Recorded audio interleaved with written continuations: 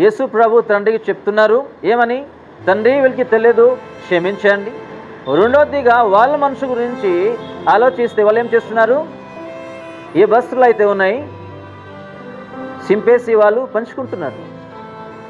ఎంత ఘోరంగా ఈ వాక్యం చూస్తే ఏడుపు వస్తుంది. చూడండి, మన గురించి అంట యేసు ప్రభు చనిపోతారు, వాళ్ళకి ఏమి చెప్పకుండా మౌనంగా ఉంటారు.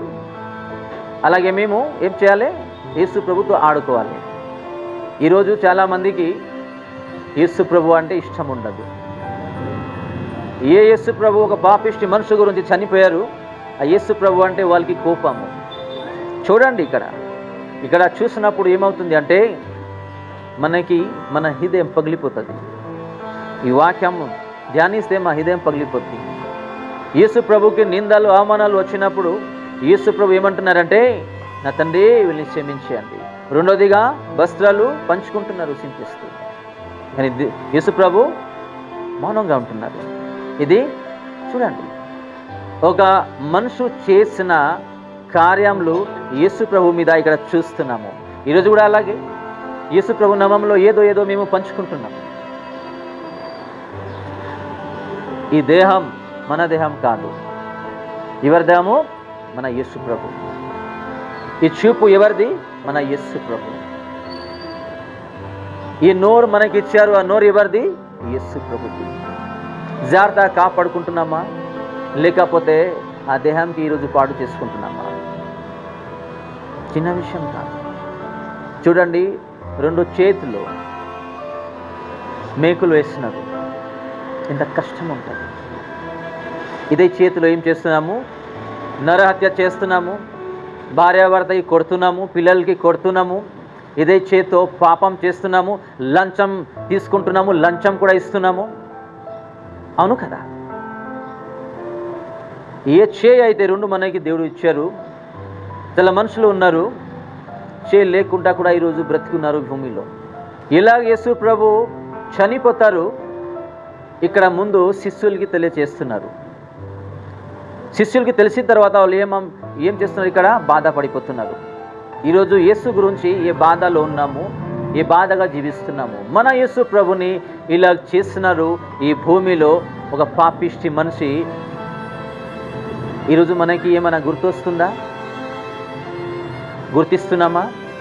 అదే పాపిష్టి మనిషి గురించి కూడా ప్రార్థించాలి.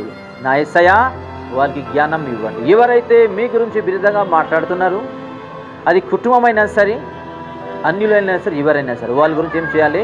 జ్ఞానం కోసం ప్రార్థన చేయాలి, బుద్ధి కోసం ప్రార్థన చేయాలి. వాళ్ళకి ఏ సైతం అయితే పట్టుకొని ఉన్నది, ఆ సైతం నుంచి విడుదల పొందుకోవాలి. అలాంటి ప్రార్థన మేము కూడా ఇతరుల గురించి ప్రార్థించాలి.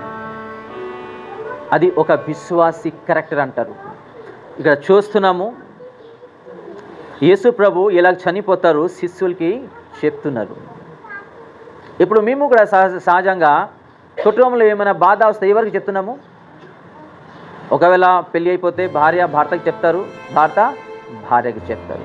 పెళ్ళి కాకపోతే పిల్లలు ఏం చేస్తారు? తల్లిదండ్రికి చెప్తారు. చెల్లి అయిన అక్కకి, అక్క అయిన చెల్లికి, తమ్ముడైన అన్నకి, అన్న అయిన తమ్ముడికి చెప్తారు. సహజంగా ఇలా కాదు. ఒకవేళ ఆలోచిస్తే మేము ఇతరులకు చెప్తున్నాము మన బాధ అనేది, మన కష్టం అనేది. వాళ్ళు ఏం చేస్తున్నారు? ఇంకొక కుటుంబంకి, ఇంకొక మనిషికి చెప్తారు. వాళ్ళు ఏం చేస్తారు? ఇంకొక బంధువులకి చెప్తారు. మన పర్సనల్ లైఫ్ అనేది ప్రతి ఒక్కరిని తెలుస్తుంది, స్ప్రెడ్ అవుతుంది. వీళ్ళు ఈ విశ్వాసిన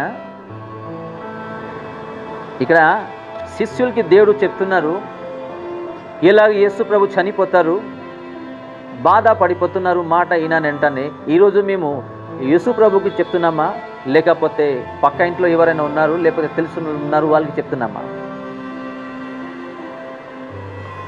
ఇది కూడా నేర్చుకోవాలి మేము. సహజంగా బాధ వస్తే, లేకపోతే గొడవ అయితే వెంటనే మేము బయటకి చెప్తాము. వాళ్ళు ఏం చేస్తారు? ఒక పర్సన్కి చెప్తారు. వాళ్ళు ఏం చేస్తారు? ఇంకో పర్సన్కి చెప్తారు. అలాగే మన పర్సనల్ లైఫ్లో ఏం జరుగుతున్నాయి ప్రతి ఒక్కరిని తెలుస్తుంది, స్ప్రెడ్ అవుతుంది. ఈ విశ్వాసి, ఈ కుటుంబం, ఇలాంటి పర్సన్ అని మేము బయటపడుతున్నాము. మనం బయటపడకుండా మంచిగా ఉండాలంటే ఏం చేయాలి? మన యేసు ప్రభుని చెప్పాలి, ప్రతి ఒక్క విషయం చెప్పాలి. ఆ జ్ఞానం ఈరోజు మనకి లేకుండా ఈరోజు మేము బయటకు పడిపోతున్నాము. ఇక్కడ చూస్తున్నాము యేసు ప్రభు ఎలా చనిపోతారు శిష్యుల్ని తెలియజేస్తున్నారు. ఇంకో విషయం ఏంటంటే ఇక్కడ యేసు ప్రభు ప్రార్థన చేసినప్పుడు ప్రార్థన అయిన తర్వాత మళ్ళీ వచ్చి చూస్తే శిష్యులు పడిపోయి ఉంటారు. యేసు ప్రభు అంటారు, కొన్ని నిమిషం ప్రార్థనలో ఉండండి, కొన్ని నిమిషం ప్రార్థనలో ఉండండి.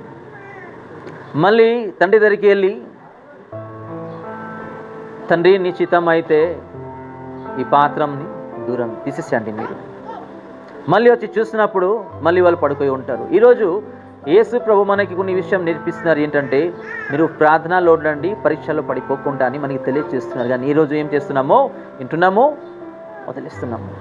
అందుకే మన కుటుంబంకి, మన గృహంకి ఏమొస్తున్నాయి? పరీక్షలు వస్తున్నాయి.